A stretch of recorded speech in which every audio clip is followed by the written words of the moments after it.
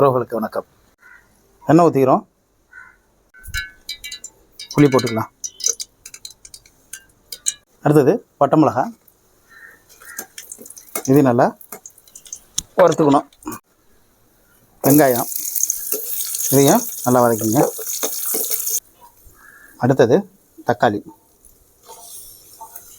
அடுத்து நம்ம இந்த பூண்டு போட்டுக்கலாம். இந்த நேரத்தில் தேங்காய் இதில் கொட்டிங்க.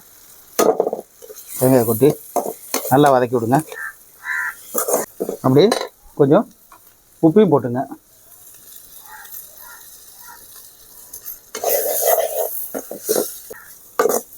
நல்லா வதக்கியாச்சு.